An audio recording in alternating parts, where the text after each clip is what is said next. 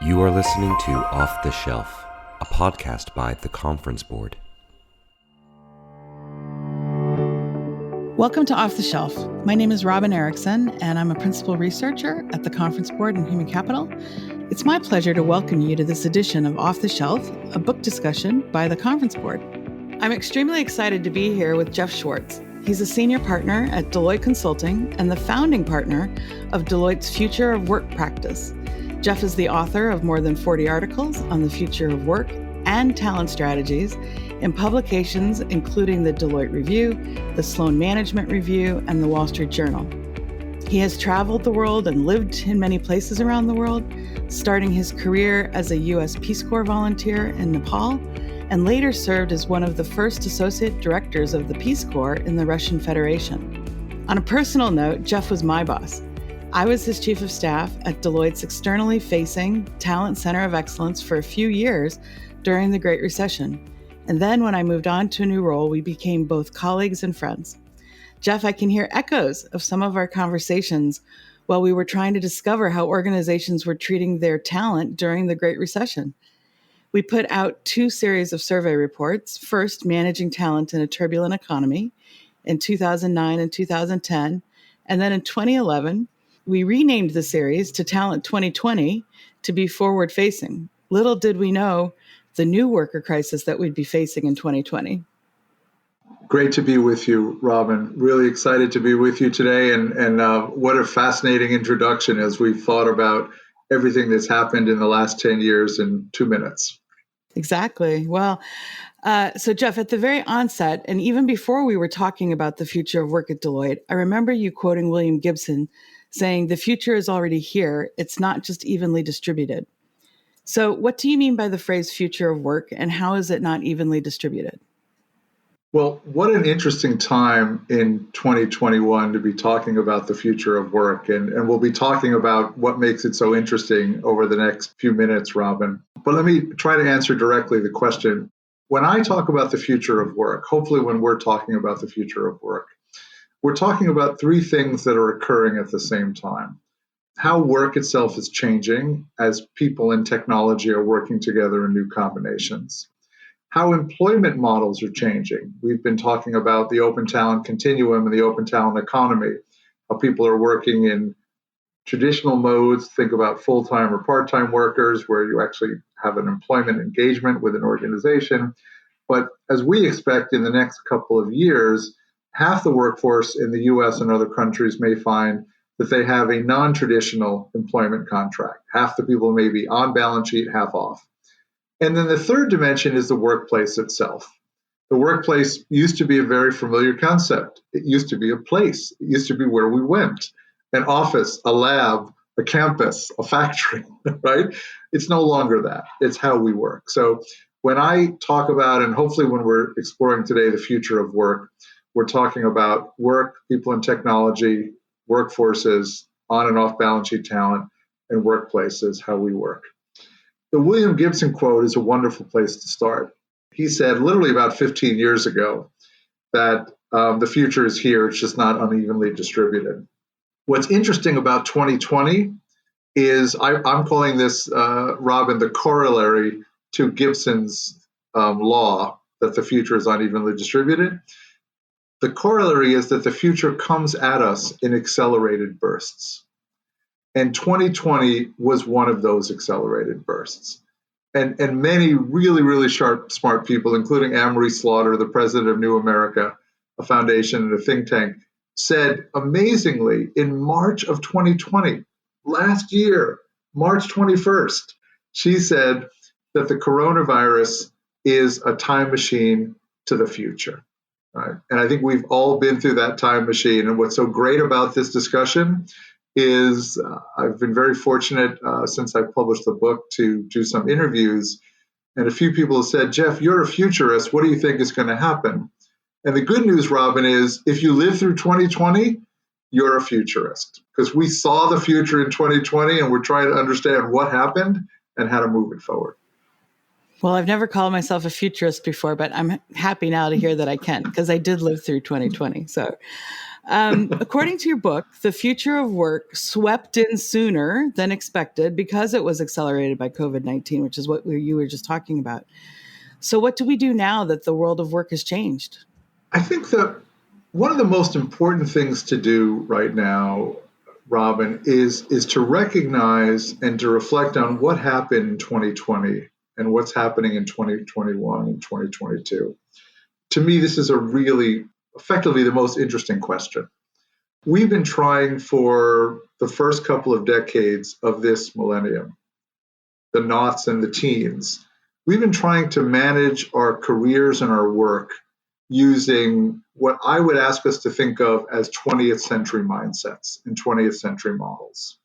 I think what we saw in 2020 and what we're certainly seeing in 2021 and beyond is that in order to navigate our personal careers and our work, in order to lead organizations, in order to set up public and reset public institutions and regulations and laws and educational organizations, that we really need to quickly move to 21st century mindsets and mental models. To me, that's actually the theme of the book. I think that's sort of what we've seen. That's why, as I was joking with someone the other day, the title of my book is Work Disrupted. It's not Work Accelerated. That book was written 10 years ago. People talked about the accelerated future.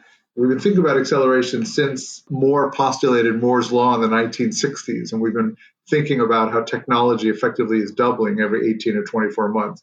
This is not just about moving faster. It's literally about the shifts that we're seeing. And that leads me to one of my favorite quotes, which didn't make it into the book because I actually found it after we sent the book off to the publisher, Wiley, which is his quote from Albert Einstein. I joke you can't go wrong when you quote a Nobel Prize-winning physicist. But Einstein said, and I quote, "You can't use an old map to navigate and explore a new world."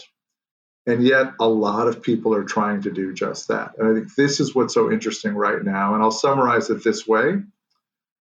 In many ways, 2020 was the end of the beginning of the future of work. You referred to the research that we were doing around the great financial crisis in the early part of the last decade. We've been exploring the future of work for 20 years, but we've been running it in a parallel track. We had retail and e-commerce. We had medicine in the clinic, and we had telemedicine. We had education in the classroom, and we had learning online. And in 2020, these experiments were all hit. In 2020, we hit the fast forward button on all these experiments, and the world was fused together. The online world and the offline world, we were forced to think of them together. And the challenge right now, I know we're just introducing the subject, is, I like a good turn of phrase. 2021 and 2022 is the beginning of the middle, right? It's the beginning of the middle of the future of work. And the middle of the future of work is shifting from an experimentation mode to the future of work, workforces and workplaces at scale and speed. And I think that's a good frame for what we're looking at, what's going to be coming up next, I hope. No. So, and that fits in perfectly with my next question for you, which is, let's talk about AI, or artificial intelligence, for a few minutes.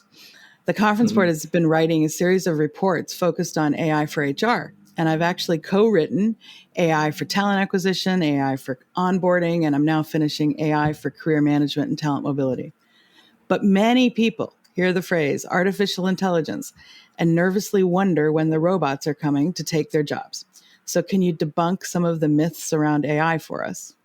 Well, I can try. As is clear in your question, Robin, a couple of things I think are right in front of us. One is probably starting around 2012, 2013, we began to see AI begin to creep into everything. And AI is all around us. Somebody reminded me a couple of years ago of the difference between a digital native and an AI native. I hadn't heard this before. We've been talking about digital natives for a while. An AI native is somebody who doesn't think twice about talking to a device, because of course, all these devices around us understand and can do natural language processing. Now, that's a big shift. right? From analog to digital to AI, right? We're in a world where, everyone is listening, everything is connected, machines can identify patterns. That's what allows that to happen. The question that I think all of us who focus on the future of work are probably asked most often is AI coming for our jobs? And is this the beginning of the robot apocalypse? Right? You and I have talked about this many times over the last few years. I think the robot apocalypse is a little bit overhyped. And when I look at and I explore this with business leaders and workers and public policy leaders, again, I lean more towards what I'll call the humanity unleashed view of the future than the robot apocalypse. But why do I do that? And let me give just a few quick reasons. And if you want me to go in, I can give an example as well. I think one of the challenges is that a lot of our focus on AI and technology is over-vectored on the substitution effect and the automation effect. And it is true that there is some benefit from automating work and taking labor out. We've been doing that for hundreds and hundreds of years. But we also know that the real value that businesses create is when we tap the human value of innovation, the human value of relationships, the human value of creativity, the human value of communication and empathy. And I think what we're looking at right now is how do we use new combinations of AI and people to create these new sources of value? When I start the chapter in my book on AI and super teams, I start with two quick stories. One is the story that I love to tell, which is when I buy a new device, like when I talk to Siri or when I'm talking to Google Home or I have Alexa in my home, I start by asking a question like, I hope you're having a good day. That's awesome. I start by asking my virtual personal assistant something like, tell me a joke or tell me something about yourself personally. Because I know that this device, which I bought to help me do things like set up schedules and reminders for doing things like podcasts with you and the conference board team, that what I'm not going to get from it is humanity, right? I'm not going to get a sense of humor, although they are starting to program a sense of humor into these devices. But I start the chapter by talking about the famous research that Osborne and Frey did at Oxford University in 2013, where they reported something about the number 47%, right? And the number 47% for several years became the most famous statistic in the future of work. And it was reported as 47% of the jobs in the world are going to go away in the next 5 to 10 years. That is the robot apocalypse that people were fearing. Actually, that's not what Osborne and Frey said. What Osborne and Frey said, and they actually retracted it, but the retraction didn't get a lot of attention, Of course not. is that having studied 702 occupational codes in the United States, that 47% of those occupational codes had some percentage of tasks within the jobs that could be automated in part or substantially in the next 5 to 10 years. Or put another way, half the population can expect that some of their work is going to be changed because we are all going to be working, at least half of us, and I think all of us, with and next to smart machines and robots. That's the future. We're all going to be working with and next to smart machines and robots. The question is, how do we redesign the work to do that? And if you'd like, I can give a quick example of how that's played out when we look at the story of ATM, automated teller machines. Please do, because I've actually given that story a number of times when I've been speaking about AI. So I think our listeners would enjoy it as well. Okay. So this is a story, and it comes from James Besson, who's a professor at the Boston University School of Law. And he reminds us of a couple of facts. One is that we was not Robin and Jeff, but we invented, as an industry, technology and financial services, we invented the ATM machine in the late 1970s. And there are hundreds of thousands of ATM machines, probably millions around the world. But a very interesting thing happened. the ATM machine was rolled out, there were some dire predictions. The dire predictions were the ATM machines are here, retail bankers are going to all have their jobs go away, right? But lo and behold, if we look over the last 40 years, and again, this isn't what's going to happen in the future, this is just what happened in the last 40 years, two significant things happened. One is the number of retail bankers, the number of bankers in retail branches has gone up. It's roughly doubled in the last 40 years, right? At some point, it was growing above the average rate of employment categories. So it was not just growing, it was growing at a reasonable clip. And part of the reason it was growing was that banks were opening more retail branches, right? Interestingly, more technology, but more jobs are being created because it took fewer people in each branch because some of the work in the branch was being done by the ATM machine. The ATM machines originally only could do two things. They could give you cash and they could take cash and check deposits. That was it, right? So when we took that piece of work out of the retail bankers' portfolio, what that meant was that retail bankers, people in bank branches, could do things that they couldn't do before. They could advise us on financial products. They could help us apply for loans and mortgages.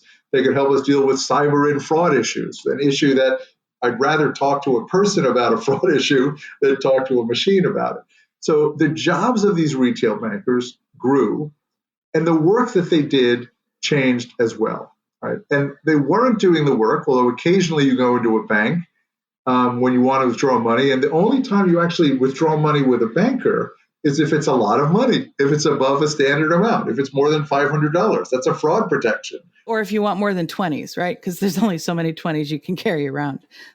There are only so many 20s. That's right. That's right. So, so it's a really interesting example where we introduce the technology, the service being offered, retail banking grows, the number of people doing the work grows, but all of their jobs changed. And hopefully for the better. Hopefully it's a more interesting job to be a banker at a retail branch who has this broader portfolio of things that I've been asked to do than simply dispersing cash and taking in cash.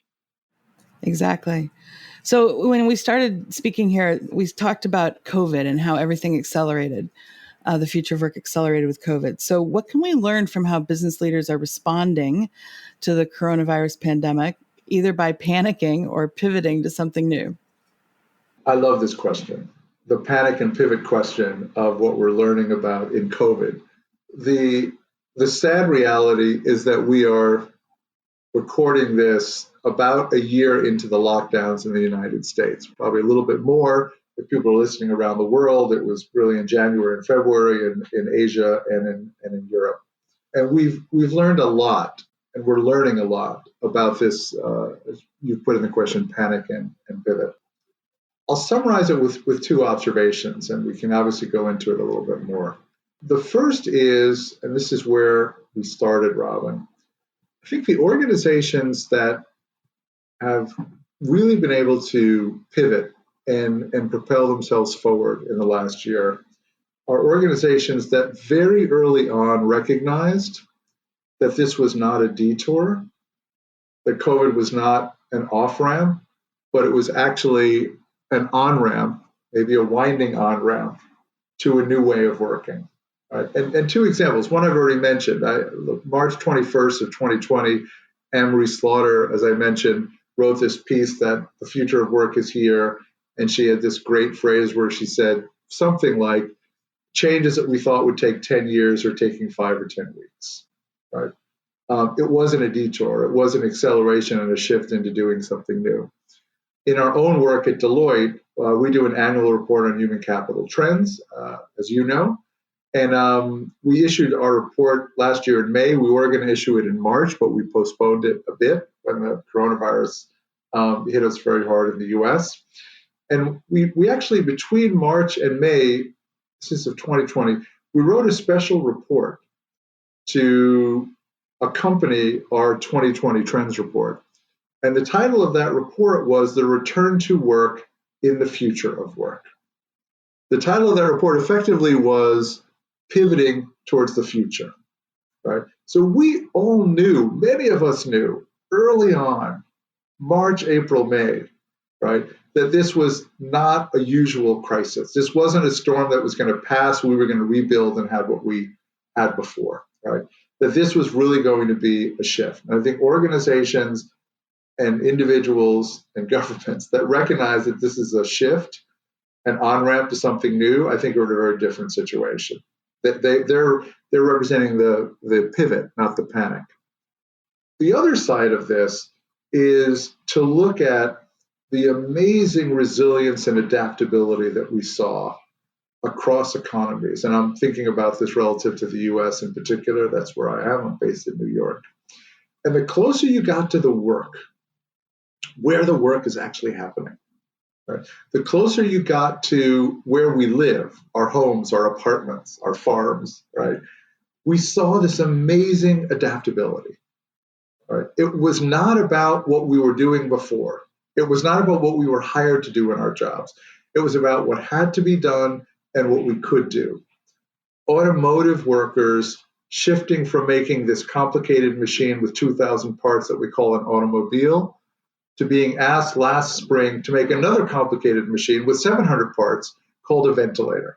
Right? By the way, there's relatively few parts, as far as I can guess, that are common between a ventilator and an automobile. There's probably a couple, some engineer will tell us, right?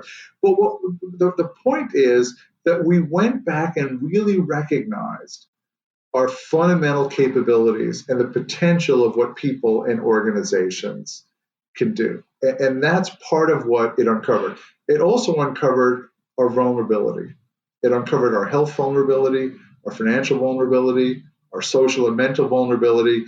And it also stripped away the idea that we have a work life and a personal life. Because here we are a year after this, and I'm in my office, and you're in your office or living room, and I'm waiting for the cattail to walk across the screen, as it often does in these sessions.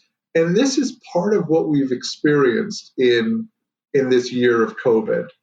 And one of the things we're asking ourselves now is which of these experiences we want to be able to bring forward and which we want to get back to something normal. And one example of getting back to normal is it would be nice if the kids got to go back to school. So they were in a place where they could be more productive. So those of us who are trying to be productive at home and at work can do that as well. It's a great question. I completely agree. And the one other area of vulnerability that you didn't mention was our supply chain vulnerability, because just think about the race for toilet paper and paper towels and even just foodstuffs on the shelves. So we also are vulnerable there. But I want to talk about vulnerability a little bit more, because some recent research here at the Conference Board has shown that the number of employees who are burned out is increasing. And you've been talking about accelerated change and all of the adaptability we need to have and resiliency. But there's some people who might listen to this and say, I can't even begin to imagine a world of work that's going to go even faster than this one. So how can you help us understand what we could be doing? Well, this is a version of this question comes up more and more. Again, we're a year plus into this, so we are all reasonably exhausted and stressed all the time. And we were all trying to figure out, when are we going to get to go on vacation? When are we going to get to see family members? I mean, these are real stresses that we're all feeling everywhere. Two observations on this. One's going to sound a little bit academic, but I'm going to say it anyway, because you know me well. That's a little bit the way that I think. Tom Friedman said something a couple of years ago, like, if a machine can do it and technology can do it, a machine and technology will do it. The speed of technological change is not going to slow down. Right? Our challenge is figuring out what we do as humans and with human institutions to actually, in a productive and positive way, manage and leverage this technology. But another way of looking at this is, if we expect that our lives are going to go at a steady, consistent pace, right, we are expecting the wrong journey. Right? As you know, you mentioned I was a Peace Corps volunteer in Nepal a long time ago. And one of the things we used to talk about in Nepal was, it was really helpful to know when you went on a trek for a couple of days or a day, something about the terrain. Right? And picture it this way. Are you going on a trek where you're going to go over one mountain? Or are you going on a trek where you're going to go over 6 mountains, or 10 mountains, or 12 mountains? Right? It's really helpful to know at the beginning of the trek, okay, Robin, okay, Jeff, we're going on this walk. It's going to take 3 days. We're going to go up and down mountains that are 5 to 10,000 feet high, which is what we did in Nepal. That's the way people live there. But we're going to do it 8 times, not once. It's not once up the mountain and down. By the way, we think of our lives and our careers as once up and down the mountain. The 3-box model. You get educated, you get a job, you go on a career ladder, you retire, right? So the reason I start with this idea is the path that we have in our careers and our lives, it is faster, it is more uneven, there are more ups and downs. Think of them as career changes than we had expected. So sometimes it helps just to shift the mental model and say, you know what, this is going to be faster and more unpredictable, or probably more unpredictable than I thought. The second piece, of course, is that not only do we prepare for this as individuals, but that as managers, particularly middle managers, particularly team managers, right, that we are increasingly focused on helping our team members, coaching our team members, co-creating work with our team members, so that we are really focused on how people are doing every day and bringing this process of well-being, which has been one of the big shifts that we've seen in the last year, that we've always thought about well-being, but well-being is now top of the chart in terms of workforce and employee management. How do we make that part of the consistent way that we manage going forward? It's not about monitoring our employees. It's not about surveillance, although there's a lot of that going on, and we can talk about that if you like. But it's literally, how do we help people, as we were saying earlier, so that their physical well-being, their mental well-being, their social well-being, their professional well-being, their financial well-being are in a state that they can be productive. So to summarize it, we're in a world that's moving faster, so we've got to figure out how to be, as John Seeley Brown used to say, we got to live in white water, not still water. But we need to help each other and manage and coach in a different way. And that's something we're learning about a lot during this COVID period. So one of the things you just were talking about was around planning for our careers and knowing how many hills we have to climb. So when you and I were working together, I remember you telling me that I needed to plan for many careers, not one, and that it could be up to 12. At the time, I thought, well, maybe that makes sense for a liberal arts major like me as a consultant. But then what about people who've trained for one career, physicians, lawyers, accountants? So in your book, there's a chapter called Plan for Many Careers, Not One. I actually did some counting, and I've worked for 8 companies in my career, and I've had 14 different roles. So I'm over your 12. Clearly, I'm an overachiever, but tell us how we should be thinking about planning for a portfolio of careers. So it's a great question, and we've been talking in the podcast today about what this means for us as individuals and what does it mean for us as business leaders and obviously society and citizens. But from an individual perspective, this is a really interesting and important question. The book, I think, as you know, is illustrated by Tom Fishburne, who's a brilliant cartoonist. As far as I know, one of the few business cartoonists who went to Harvard Business School, where he went about 20 years ago. We have a cartoon where a father is talking to a daughter, like think of a father talking to a 12-year-old daughter sitting on the floor with pillows in her room. He asks her the question, what 2 or 3 dozen things do you want to do when you grow up? And that's sort of the world that we live in. And this goes back to what we were discussing a moment ago, Robin, which is, if you were to say to a young person, somebody who's 5, 10, 15, 20, 25, what 12 or 15 or 20 things do you want to do? We would be preparing for a different kind of career, right? Linda Grattan and Andrew Scott wrote a fabulous book several years ago called The 100-Year Life. It starts with the basic demography, right? With some exceptions, and we've seen some real challenges in mortality rates in the U.S. in the last couple of years, which hopefully are an outlier. But, our grandparents are in their 80s. We should expect to live to be 90 or 100. Not all of us, but certainly our kids, if you're 20, 25, if you're a millennial or a Generation Z listening to this. But if you live to be 100, as you and I have talked about, you may work for 50 or 60 years. Now, usually when I say that, people groan. Oh no, what does it mean to work for 50 or 60 years? Well, 50 or 60-year career, as you've pointed out, the average time in a job is 3 or 4 years. The half-life of a skill used to be 5 years. It's falling now. I mean, in technology, 3 years and you have to relearn the technology skills that you're applying if you're a technical engineer. So can people expect to have those 12 or 14 jobs or career shifts? They can. So we need to prepare for them. Your listeners will hear that I always answer every question with 2 or 3 points. And the 2 points here are: one, think about the career journey as a portfolio. And I don't talk about lifelong learning because I think it's become a phrase that doesn't have as much meaning as we would like. But I use the expression, think of your life as a portfolio of learning, work, and personal pursuits. And these 3 things are going to go up and down and be intertwined. It's a 3-strand rope your entire life. None of the strands go away through your entire life, right? Sometimes the learning strand is stronger, sometimes the work strand is stronger, sometimes the personal pursuit strand is stronger, but you need to do all 3 of these throughout your life. And none of them is once and done. It's not like I have my kids and I'm done. I get educated and I'm done. I work for 20 years and I'm done.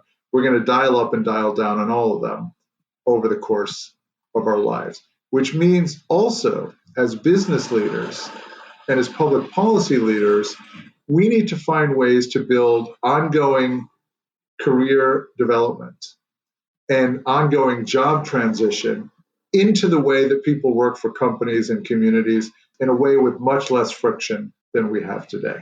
Well, I'm so glad you brought up Tom Fishburne's cartoons, because for our listeners, if you've wanted to read a business book with pictures, not only does this book have pictures, but they'll actually make you laugh.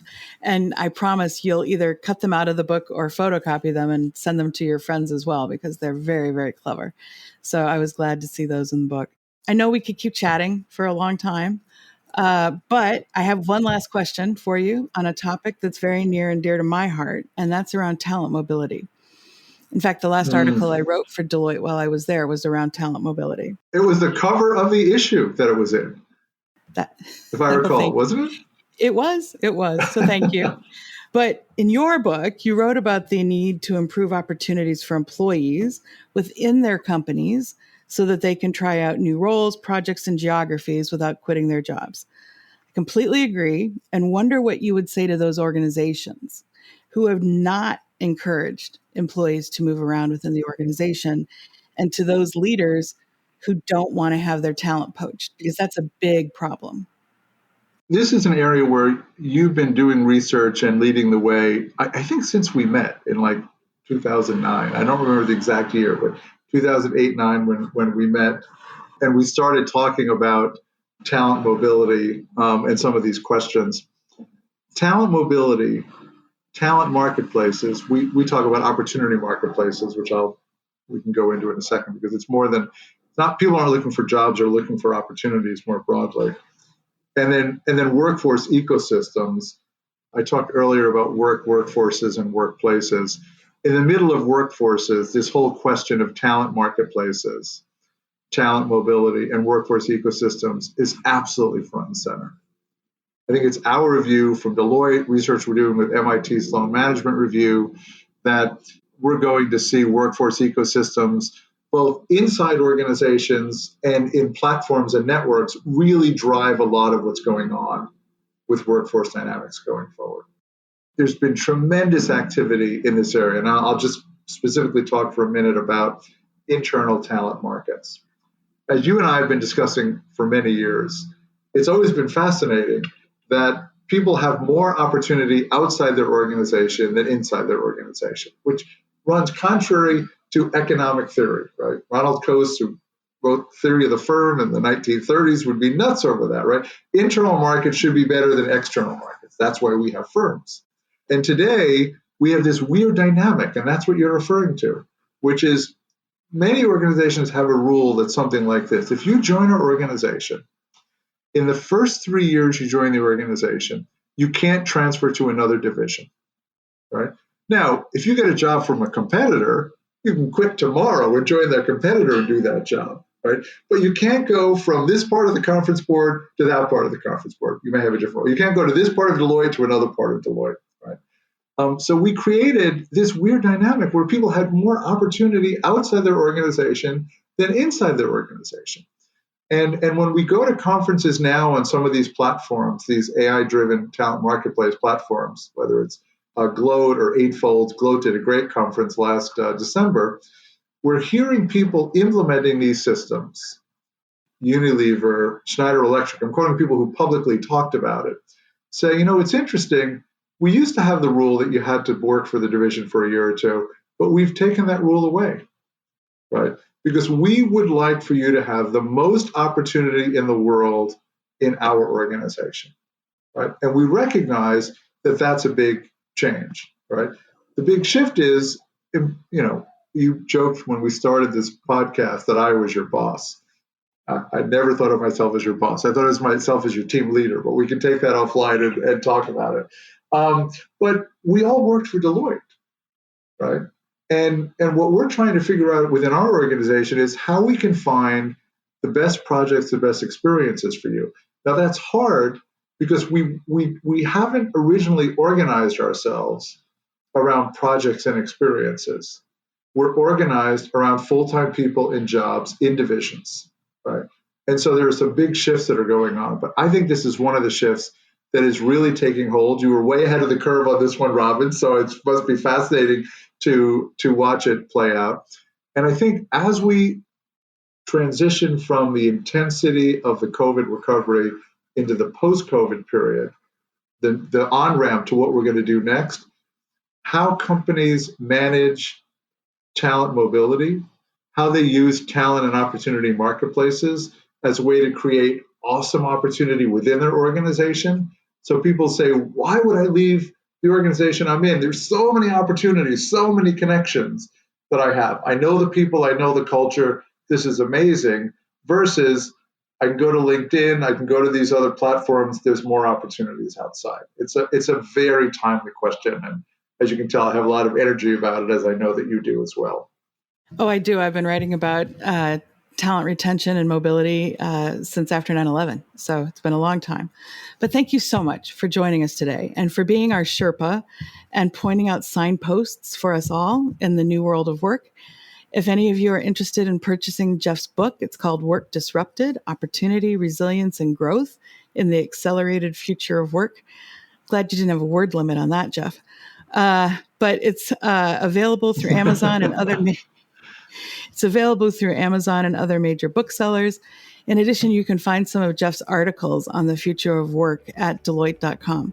And if you've enjoyed this episode, please remember to subscribe to our off-the-shelf book discussion podcast series or explore the entire catalog of podcast programming from the Conference Board by visiting our website at conferenceboard.org/podcasts. Thanks again, Jeff, and I look forward to talking to you soon. Thank you, Robin. Really enjoyed it.